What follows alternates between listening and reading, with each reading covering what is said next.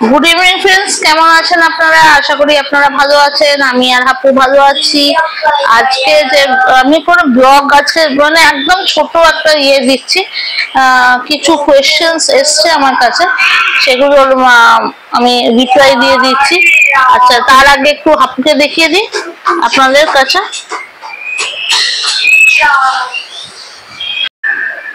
এই যে হাপু দেখুন, আপর জামা পরিয়ে দিয়েছিলাম, ওই দেখুন জামাটা খুলে দিয়েছে, টিভি দেখছে, বাজাচ্ছে, পেট বাজাচ্ছে, এই করছে, এইসব। আচ্ছা, যে প্রশ্নগুলো এসছে তার ইয়েতে আনসারগুলো আমি দিয়ে দিচ্ছি।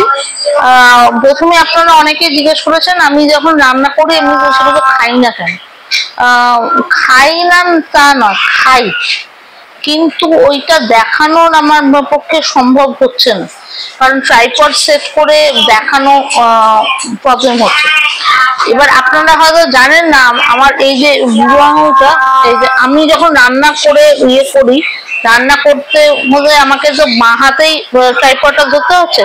এই যে এইটা ডিসলোকেট হয়ে গেছে, এই তো এটা হাপুই করেছে, হাপু উল্টো দিকে টেনে দিয়েছিল, 1.5 মাস হয়ে গেছে, এটা প্রচন্ড ব্যথা, আমার ডিসলোকেট হয়ে গেছে।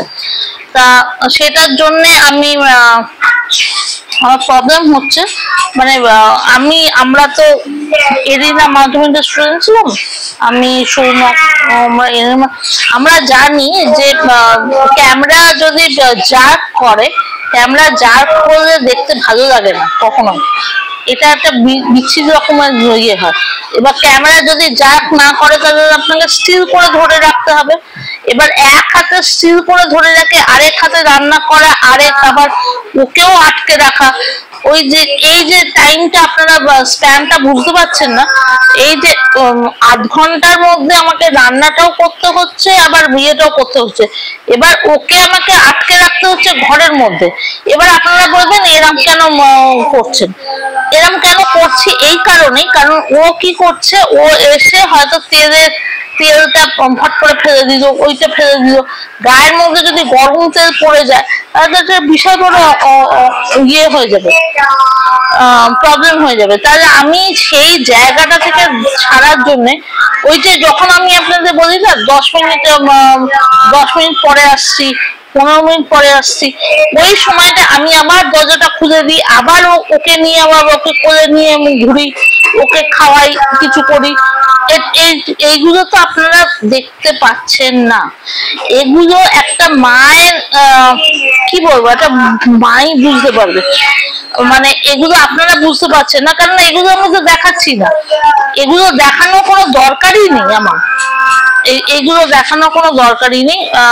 আমার মনে হয় দেখানোর কি দরকার আছে যে হ্যাঁ বাচ্চা, আমার বাচ্চা এটা করছে, লাফাচ্ছে, ওকে আমাকে 10 থেকে 15 মিনিট আটকে রাখতে হচ্ছে। আমি প্রথম যে শর্ট শুটিংটা করছি আমাকে নিজের হাতে করতে হচ্ছে, এবং আমাকে ক্যামেরা স্টিল করে রাখতে হচ্ছে, যে আমার যে কতটা কষ্ট হচ্ছে আপনারা বুঝতে পারছেন না। মানে স্টিল করে রাখাটাও আমার কাছে একটা বিশাল বড় এখন প্রবলেম হয়ে গেছে, ট্রাইপড একদম সেট করে রেখে করতে। সেদিনকে যেটা আমার ফিটনেস রেজিমে করেছে, সেই ছেলেটা আমাকে, ওটা বাচ্চা ছেলে, আমাদের ছেলে, যদি আমার বয়সে তো তাহলে ও আমার ছেলেরই বয়সী, ও হতো। তা আমি ওই ছেলেটা আমাকে বললো যে কাকি দাদা তুমি করো, আমি সেট করে দিচ্ছি, সেট করে দিতে হচ্ছে।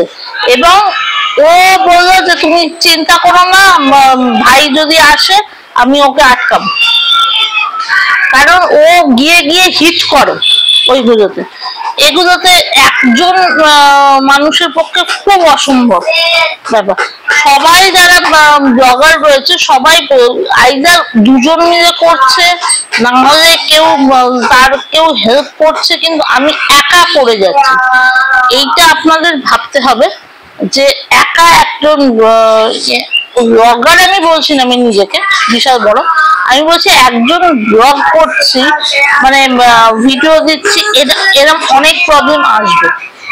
আচ্ছা, আর একটা হচ্ছে আমার, হ্যাঁ কি বললো, হ্যাঁ খাওয়াটা, ওই যে বললাম আমি খাওয়াটা আমি ওইভাবে দেখাতে পারবো না, কারণ আমার মাও ওকে ওকে ইয়ে করতে পারে না, মানে কি বলবো ওকে গ্রাস করে মানে ওকে কন্ট্রোল করতে পারে না, সত্যি কথা বলতে গেছে ওকে কন্ট্রোল করতে পারে না, ওকে কন্ট্রোল করা শুধু আমিই পারি। এবার ওকে যদি কন্ট্রোল না করতে পারে তাহলে আমি কি করে খাওয়াটা দেখাবো, এটা তো আমার পক্ষে সম্ভব না। আর thirdly আর কি কোয়েশ্চেন এসছে,